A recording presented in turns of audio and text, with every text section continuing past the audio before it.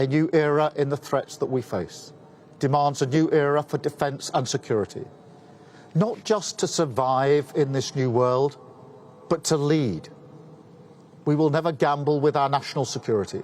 Instead, we will act in the national interest. And that's why I place national security at the heart of our plan for change. That's why I launched this strategic defence review within days of becoming Prime Minister. And now it has delivered. And I want to thank the reviewers, especially Lord Robertson, who is with us today. Thank you so much for your work and the work of the other reviewers. What you've delivered is a blueprint to make Britain safer and stronger. A battle-ready, armour-clad nation with the strongest alliances and the most advanced capabilities equipped for the decades to come. And we have already acted, announcing the largest sustained increase in defence spending since the end of the Cold War, raising it to 2.5% of GDP by 2027, setting the ambition to hit 3% in the next Parliament, subject to economic and fiscal conditions. And today, following through on this review, I want to set out 3 fundamental changes that we're going to deliver. First, we are moving to warfighting readiness as the central purpose of our armed forces. When we are being directly threatened by states with advanced military forces, the most effective way to deter them is to be ready. And frankly, to show them that we're ready, to deliver peace through strength.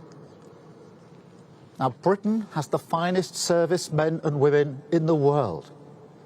We're showing them the respect that they deserve by delivering the biggest armed forces pay rise in 20 years and by pledging today that we will end the hollowing out of our armed forces. We'll build a fighting force that is more integrated, more ready, more lethal than ever, backed by a stronger strategic reserve, fully trained and ready to mobilise at any time. Second, everything we do will add to the strength of NATO. As we step up to take greater responsibility for our collective defence, the NATO alliance means something profound, that we will never fight alone. It is a fundamental source of our strategic strength. That's why our defence policy will always be NATO first, something that's written through this review. The transformation we are driving in our defence must add up to Britain's biggest contribution to NATO since its creation, so that when we're building new capabilities at home, we are making our allies safer too, strengthening Europe and strengthening our bridge to the US as Britain's first partner in defence. Third, we will innovate and accelerate innovation at a wartime pace, so we can meet the threats of today and of tomorrow as the fastest innovator in NATO. Now, this doesn't mean replacing people or hardware. Quite the opposite. It means learning the lessons of Ukraine, which I've discussed many times with President Zelensky, to ensure that every capability we have works seamlessly together. Drones, destroyers, AI, aircraft, each different branch of our armed services fully integrated to create an army which is 10 times more lethal by 2035. And in delivering all of this, we are more ambitious than ever for the change it can bring. To deliver not just security for our country, but renewal too. After the Cold War, many nations cut defence spending, freeing up public funds, creating what was called a peace dividend, which people felt in their public services and in the quality of their lives.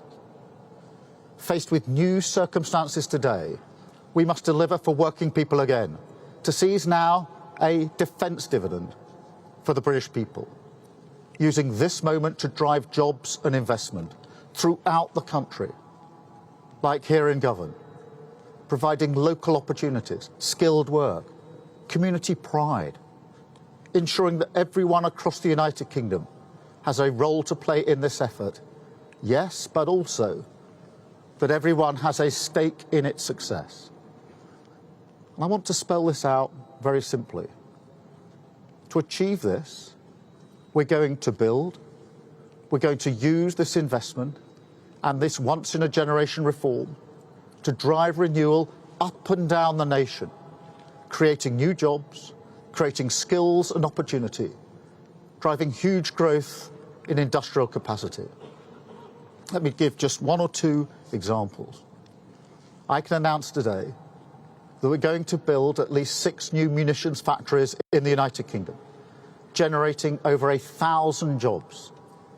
We will build thousands of new long-range weapons in the United Kingdom to boost European deterrence, supporting around 800 more jobs. We will defend our homeland by investing in our air and missile defence to better protect these islands. We will create a hybrid Royal Navy, blending drones with warships, submarines and aircraft to patrol the North Atlantic and beyond, supporting thousands of brilliant shipbuilding jobs, including right here in Govan. Under our AUKUS alliance with the US and Australia, we will now deliver up to 12 attack submarines protecting Britain's waters, scaling up the industrial base in Barrow and all along the supply chain to deliver a new sub every 18 months, again creating thousands of jobs. We will also invest in world-leading drone capabilities and battlefield technology, in better kit for our warriors abroad, and better housing for them and their families at home. And finally, I can confirm today that we are investing £15 billion in our sovereign warhead programme to secure our deterrent for decades to come, creating 9,000 jobs and thousands more in supply chains across the country, part of the historic renewal of our nuclear deterrent as the ultimate guarantor of our safety and our security. The moment has arrived to transform how we defend ourselves and to renew our nation, an investment in British pride and the British people, a defence dividend that will be felt in the pockets of working people and the prosperity of the country, securing growth for generations to come, part of a new contract to unite the kingdom, a new spirit of service flowing from every part of society, from the supply lines to the front lines, everyone benefiting, everyone playing their role, doing their duty to the nation and to each other, to preserve our way of life and the things that we hold dear. Because when it comes to security and renewal, nothing works unless we all work together. Thank you very much indeed. Thank you.